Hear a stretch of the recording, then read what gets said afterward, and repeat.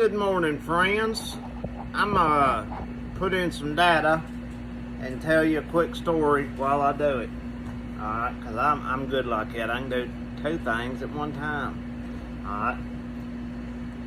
This is about small town police, or police in general, and the problem with policing in America today. And why police have the trouble that they do right now, okay? It's a trust problem. It's not, I don't think it's so much as a race problem as it's a trust problem, okay? My phone's leaning. My phone is leaning. So after conferring with a few other people, and at one time, you wouldn't know it, but at one time, I'm going on 42 now, but at one time, I was on a wild path. Everybody went through, I ain't gonna say everybody, because there is perfect people out there. Perfect people stuff. Anyway, some people go through rough patches, alright? I went through a period of time around when my father passed away, from like, let's say 2000 to 2005, I was really out of control. On drugs, just doing that, doing everything but the right thing.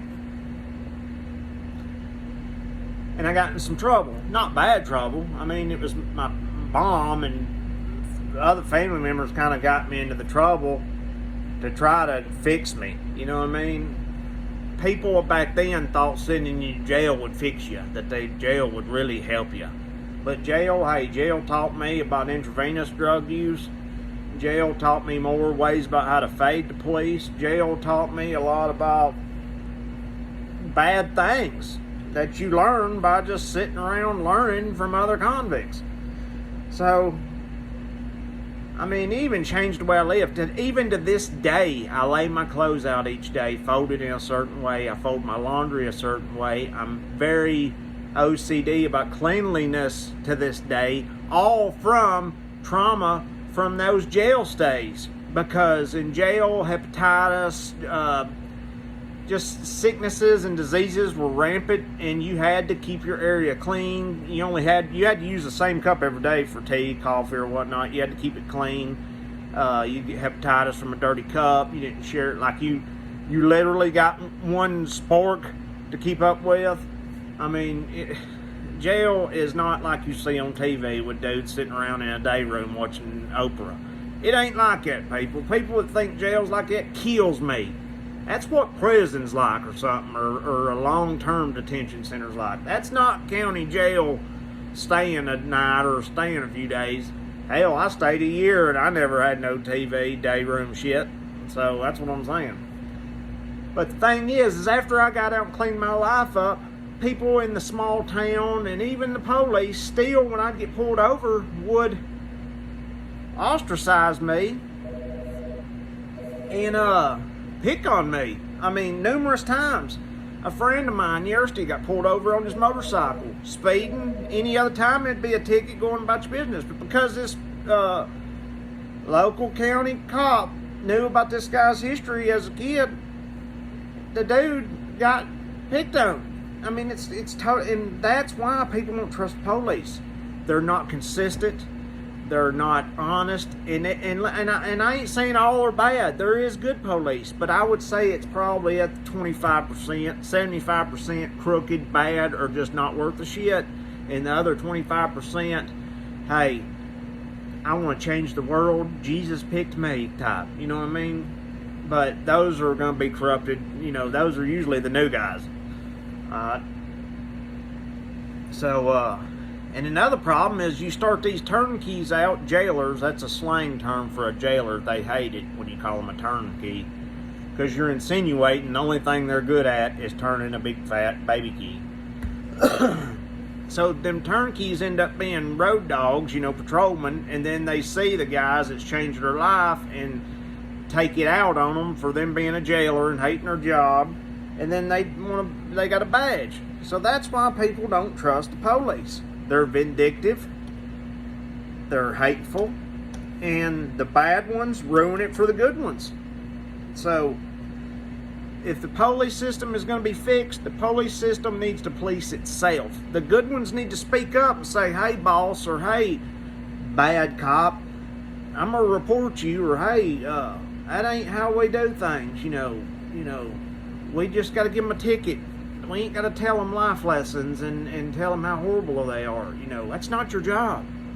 You know I pay taxes. I know I get taxed all the time for stuff. Taxes pay those police. They're city or county or state officials. We pay their salary, okay? We pay them to harass us. I mean, would you do that? Would you go to a business and say, hey, here's $10, torture me? I mean, that doesn't make any sense.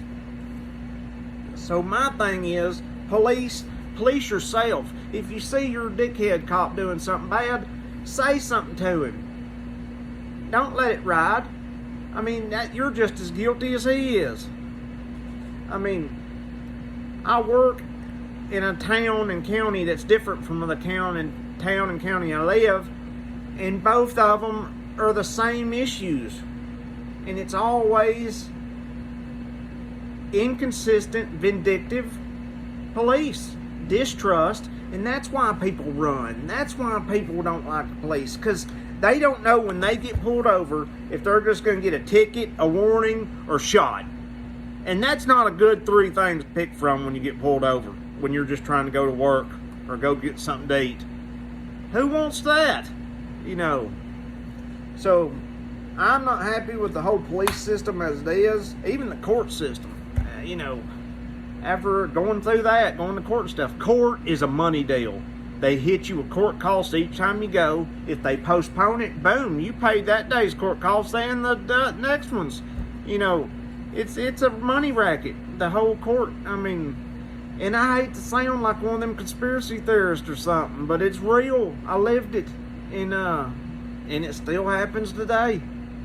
But it's the world we live in. I can't fix the court system, obviously, but the police, hey, if we all stand up, and then when we get pulled over for speeding, hey, if you're speeding, you're guilty. Take the ticket, you know, take your medicine and move on. But you don't have to sit there and listen to a cop berate you, or, you know, I mean, you don't have to do that. And if we all stand up and just sit there and don't pay attention to it, just hang your eye and say, give me that ticket, buddy, you know, and just let me go. If we all stand up and quit rolling over and being like, yes sir, yeah, oh man, you know, I can't do anything, I'll go to jail. No, we got to stand together and fix it, because it's everywhere, man. It's everywhere. And I'm not, hey, if you're in an emergency, you need the police. Hey, I'm all for the good ones, but this video is about the good ones' percentages is shrinking and the bad ones is gaining. And you couldn't be at a worse time with the way people don't like police, burning police cars. I mean, heck, it was worse a year or two ago during BLM. But I felt this much remorse seeing those cop cars be burnt and the police harassed. There's no light between them fingers, if you know what I'm saying. I felt no remorse for them. Hey, what goes around comes around. So, do I back the blue? No, not really. No, no. Is there potential? Yeah, there is. But there's a term I always heard when I was a kid growing up. When you would say, yeah, I'll do it. You can show me better than you can tell me. So show me. Have a good one. And that's my unsolicited, unprofessional, probably unwanted or uncared about opinion on the popo. Have a good one.